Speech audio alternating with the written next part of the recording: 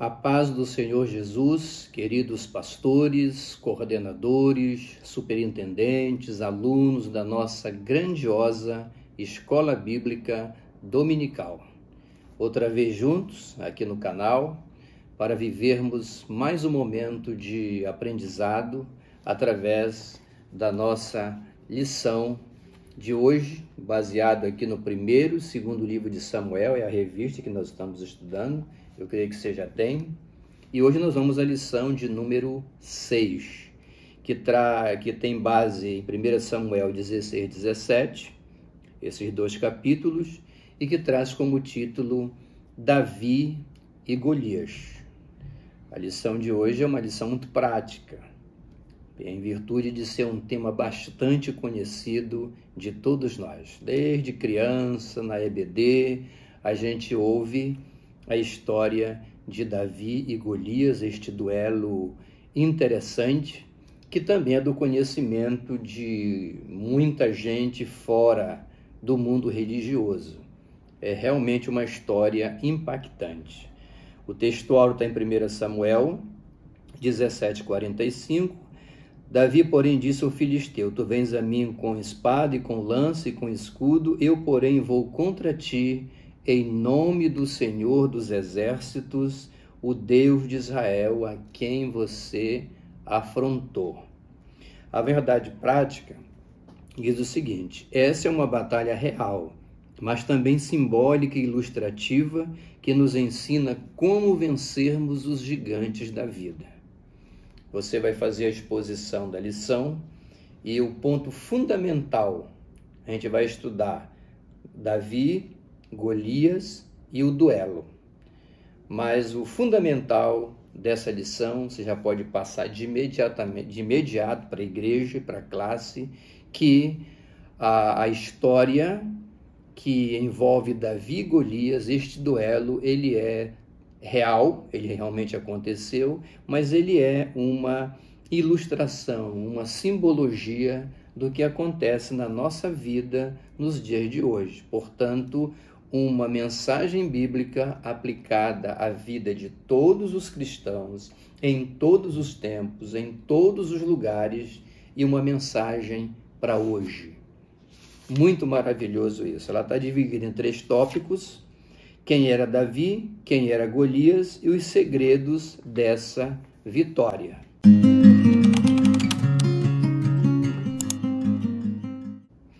A introdução, ela diz o seguinte: nesta lição apresentaremos Davi, uma das mais inspiradoras biografias bíblicas. Ele foi tão impressionante, cheio de graça divina, que inclusive um dos títulos messiânicos, Filho de Davi, está conectado ao seu nome. O comentarista aqui, ele abre a lição, propriamente dita, tocando neste ponto importante. Davi, ele é uma figura singular no estudo da palavra. Um dos métodos mais interessantes de você aprender a Bíblia, a palavra de Deus, é o método do estudo biográfico, que a gente chama. E é isso que o comentarista está falando aqui. Davi, sua pessoa, seus atos, tudo é um grande ensinamento para nós. E aqui ele destaca de que é até um título messiânico de Cristo, portanto, está conectado com o nome de Davi. Título messiânico, Filho de Davi, ou seja, um descendente. Jesus era descendente da casa real. Você vai encontrar no Novo Testamento 2 genealogias de Jesus, uma em Mateus e uma em Lucas. A de Mateus é bem interessante porque ela abre o Evangelho. E abre o Evangelho por uma questão muito lógica. Mateus, quando escreve seu Evangelho, ele tem um propósito. Que propósito é esse? Apresentar Jesus como rei. E para isso ele logo se preocupa em colocar a genealogia de Jesus, fazendo uma demonstração clara e inequívoca de que Jesus era descendente da casa de Davi, portanto, da família real. elas deixam claro, todas as duas genealogias deixam claro isso para nós. Primeiro tópico da lição: quem era Davi? Então, o comentarista aqui, ele fala de Davi em 3 tópicos. Ele era segundo o coração de Deus, ele era um desconhecido e ele era um poeta. Vamos ao primeiro tópico aqui, Segundo o coração de Deus, porém o Senhor disse a Samuel: não atente para a sua aparência, nem para a sua altura, porque o rejeitei. Porque o Senhor não vê como vê o homem. O homem vê o exterior, porém o Senhor olha o coração. O homem segundo o coração de Deus. Essa realmente é uma parte importante. Isso é muito discutido hoje. E alguns cristãos têm algumas dúvidas sobre isso. Então, o comentarista aqui, ele transmite este ponto de maneira brilhante para nós, e nós temos que segurar isso com bastante fé e se nos debruçarmos em cima deste tema, porque ele é muito relevante. Davi sendo um homem segundo o coração de Deus. E aqui surge uma pergunta: o que é um homem segundo o coração de Deus? Um homem perfeito? Um homem infalível? Um homem dotado de todos os dons, de todas as virtudes? Alguém que tem uma vida de profunda oração, amplo conhecedor da doutrina, um teólogo, um professor, um excelente exegeta, um expositor brilhante da Bíblia? É isso que é um homem segundo o coração de Deus? Tudo isso que eu mencionei aqui é importante, mas não define um homem segundo o coração de Deus. O comentarista diz que isso tem relação com um interior que agrada a Deus. E você pode resumir para a igreja e para a classe que um homem segundo o coração de Deus é isso aqui, é um homem segundo o coração de Deus, acima de tudo alguém inclinado a obedecer a Deus. Não é quem não peca, não é quem não erra, não é quem não fracassa, nunca. Mas é alguém que é inclinado a quê? A uma vida com Deus, a uma vida de obediência e seguir orientações e princípios espirituais para a sua vida. Isso é um homem segundo o coração de Deus.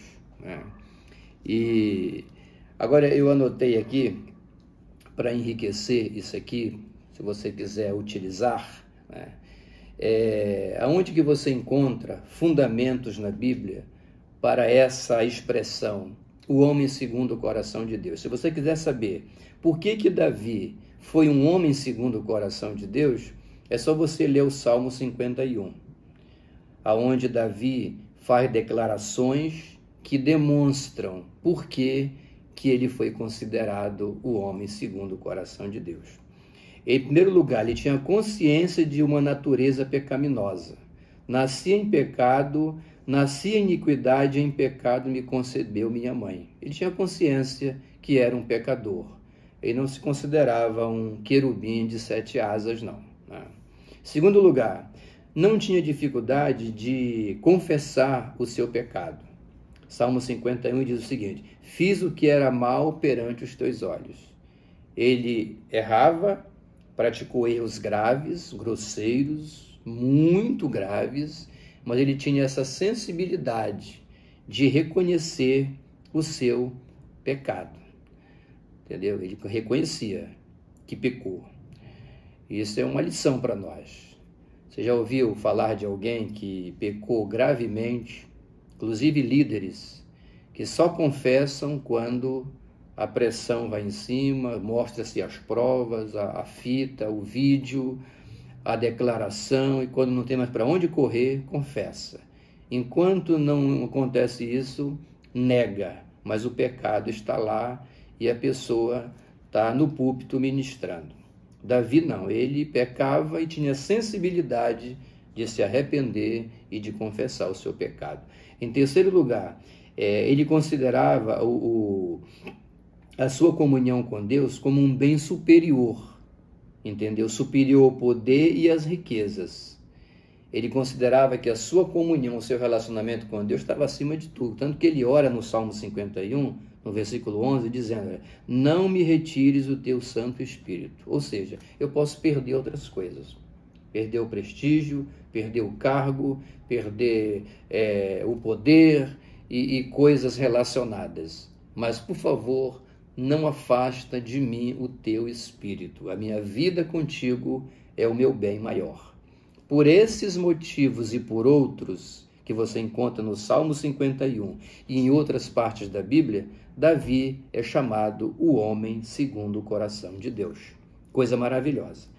E, em segundo lugar, ele era um desconhecido. Davi não tinha cara de rei, como diz a lição, não era uma possibilidade aos olhares humanos. Tanto que não era que ele nem estava presente na reunião familiar promovida por Samuel e Jessé, que era o patriarca da família. Essa reunião foi promovida para quê?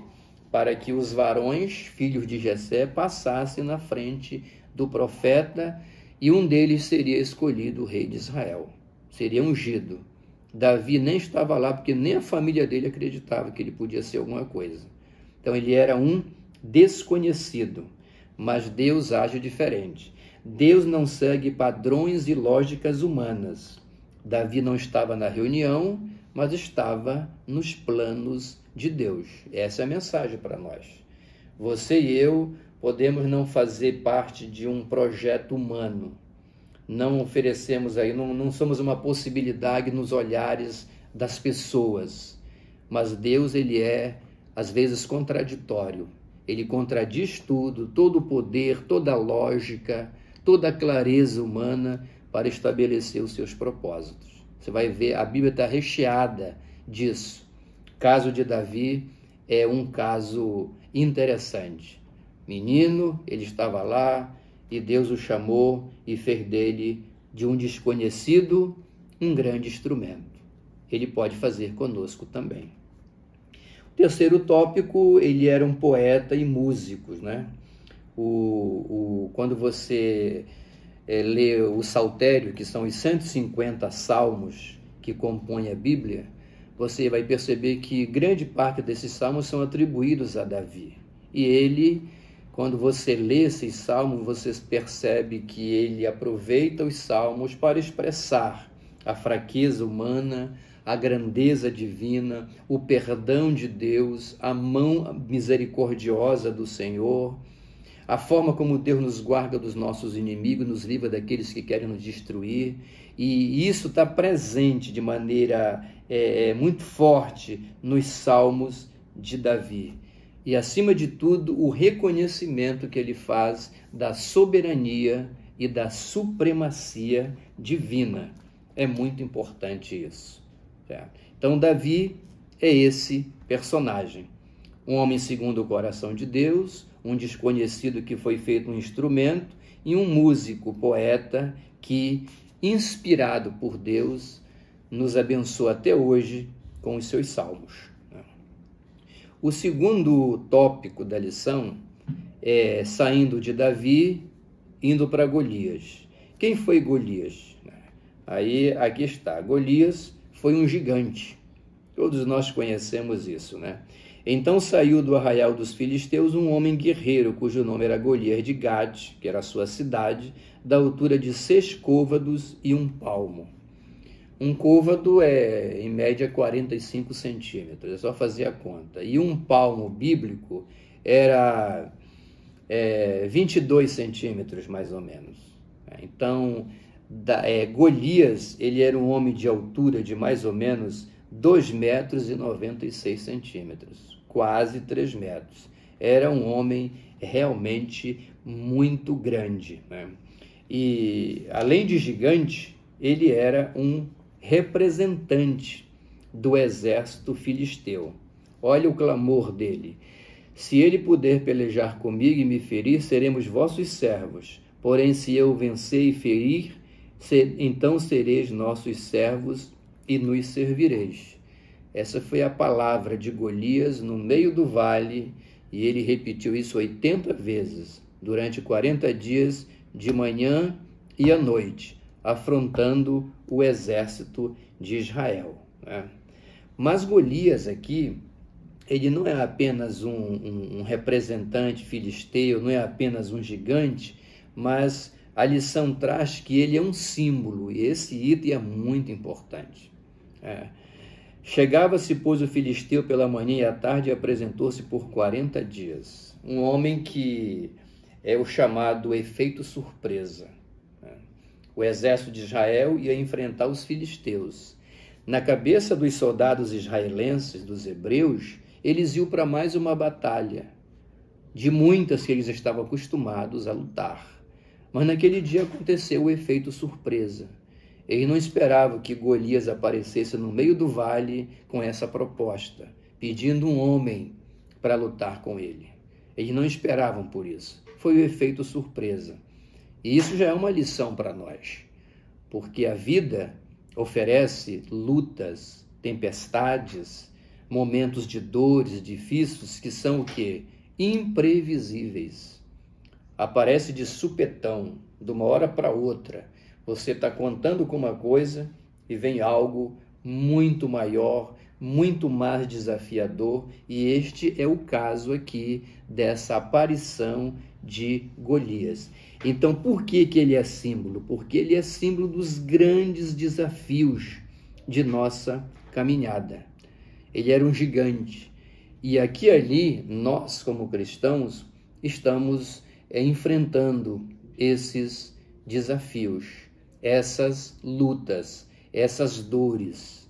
E sempre que a gente fala sobre isso, cabe ressaltar uma coisa interessante, que a vida com Deus, ela não é uma imunidade absoluta contra o sofrimento. Não é porque você caminha com Deus, que você crê em Deus, que você ama Deus, que você serve a Deus, que você faz a vontade de Deus, é que você vai estar imune à dor, ao sofrimento, ao luto, à perda, à perseguição. Não, isso não existe. Esse evangelho é falso. A nossa caminhada aqui neste mundo é recheada de desafios. Daqui para ali, de uma hora para outra, surge um gigante no teu caminho, tão grande quanto Golias. E gigante porque as nossas lutas são maiores do que nós. Geralmente são maiores. Mas Golias é esse símbolo das lutas do dia a dia que a gente leva, mas que a gente vence, porque a presença de Deus na nossa vida é o grande diferencial. E agora nós vamos para o último tópico, né, que é o segredo da vitória. A gente falou de Davi, a gente falou de Golias, e agora vamos para o confronto. O confronto de Davi e Golias. Por que Davi venceu essa batalha? Por que ele foi um vencedor? Por que o pequeno venceu o grande? Por que uma impossibilidade se tornou uma possibilidade? Por que um jovem, um garoto desconhecido, venceu a batalha contra um gigante costumaz nas guerras, experiente, vivido, não é? Por que aconteceu isso? Então, quais são os segredos dessa vitória? Aí o comentarista aqui, ele aponta 3 segredos. Em primeiro lugar, a comunhão com Deus. A vitória não vem por amuletos, não é? A comunhão de Davi com Deus pesou muito sobre isso. Ele era um garoto, mas era um homem de fé. Ele conhecia o Senhor, ele aprendeu que o Deus de Israel estava presente, que ele era um servo desse Deus, que esse Deus acompanhava, não era um Deus de longe. Davi tinha essa consciência, né? Ele mantinha essa comunhão com Deus. E hoje as pessoas fazem diferente. Elas querem receber vitória através de amuletos, né? Óleo ungido, água benta, água do Rio Jordão e coisas dessa natureza. Tudo que é tipo de misticismo, entendeu? Pega este galho aqui, esta flor, e te joga esta água, bebe dessa água aqui porque você vai prosperar e coisas dessa natureza. Mas a vitória espiritual, ela vem principalmente como fruto do nosso relacionamento com Deus. Isso é muito importante. O segundo tópico diz que ele foi vencedor porque ele confiou em Deus. Confiar no poder de Deus. Isso é maravilhoso. Por que existe essa exortação? Porque muitas vezes nós somos tentados a querer vencer as batalhas apenas com o nosso nome, com as nossas habilidades, porque a gente é um grande pregador, a gente é um grande pastor, a gente já tem anos a fio de experiência cristã e a gente acha que isso é suficiente para vencer batalhas. Isso é importante, mas não é isso que define. Nós temos que confiar, acima de tudo, no poder de Deus, porque senão a oração não tinha sentido. Se eu posso resolver, por que eu vou orar? Por que eu vou clamar a Deus? Mas como já foi dito, a qualquer momento você vai se defrontar com situações que são muito maiores do que as tuas habilidades. Você vai precisar confiar no poder de Deus. Confiança plena no poder de Deus e não apenas nas nossas habilidades humanas. Não que elas não sejam importantes, mas elas por si só não definem a nossa vitória. Às vezes, a batalha é também espiritual. Isso é importante para ressaltar aqui. E guerra espiritual a gente não vence com armas humanas. Se é uma batalha espiritual, você tem que usar armas espirituais. Entendeu? Então, quando pode acontecer de você ir para uma batalha que é uma guerra espiritual, você tem que usar armas espirituais, oração, jejum, clamor, propósito diante de Deus, e você vai vencer os seus gigantes. E por final, ousadia. Davi venceu Golias porque ele teve ousadia. Olha o que diz o texto. 1 Samuel 17, 48. Sucedeu que, dispondo-se o filisteu a encontrar-se com Davi, este se apressou e, deixando as suas fileiras, correu ao encontro do gigante. Né? Por que Davi venceu Golias? Você pode dar várias respostas que a lição está te trazendo. Mas, fundamentalmente, eu queria deixar essa palavra final para nós, né? Davi venceu Golias principalmente porque ele encarou e partiu para cima do gigante. Isso é um princípio maravilhoso. Você cruza o braço e fica esperando as coisas acontecerem, elas não vão acontecer. Não é? Milagre a gente não espera. Milagre a gente provoca. Você está diante de um grande desafio? Parta para a guerra. Quando foi que o Mar Vermelho se abriu? Quando o povo botou o pé na água. O mar estava na frente e Deus diz ao povo que marche. Não é a lógica humana. Marchar para onde? O Mar Vermelho está aqui, mas Deus mandou marchar. Se Davi tivesse sido vencido pelo medo, não é um gigante, não há possibilidade nenhuma, não. Milagre a gente provoca. Por que Davi venceu o duelo? Porque ele partiu para cima do gigante.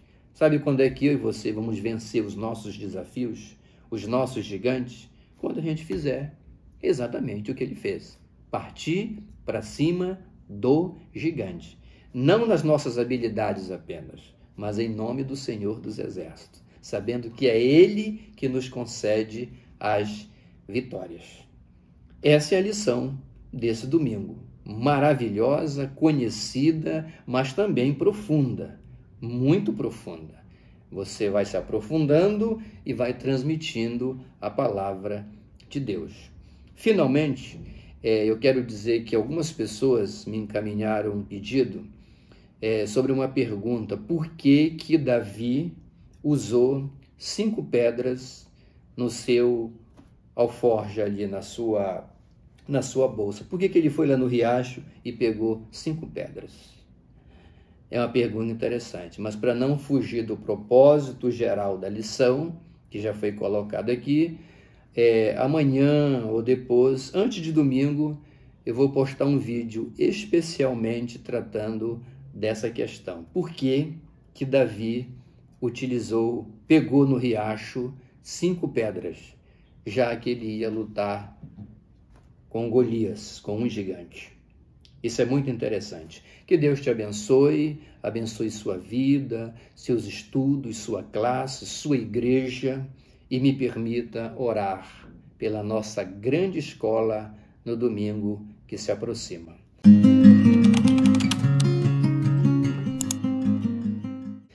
Pai Celestial, no nome do Senhor Jesus, eu te agradeço por tudo, recebe a nossa gratidão pelos irmãos, pelos professores, pelos pastores que são amantes da escola bíblica dominical e que são instrumentos para abençoar a vida daqueles que vão receber a tua palavra. Que cada igreja neste Pará, neste Brasil afora, Senhor, possa receber esta mensagem, desta lição, como algo que venha contribuir para o crescimento da fé nessa jornada difícil, de desafios, de gigantes e de coisas semelhantes. Que a nossa fé esteja em Ti e que nós possamos depender de Ti para por Ti sermos usados e abençoar a vida de outras pessoas. Em nome de Jesus, nós te agradecemos. Meu irmão, tenha uma semana abençoadíssima, uma escola vitoriosa e abençoada e um carinhoso abraço do seu irmão em Cristo, Reverendo Ed S.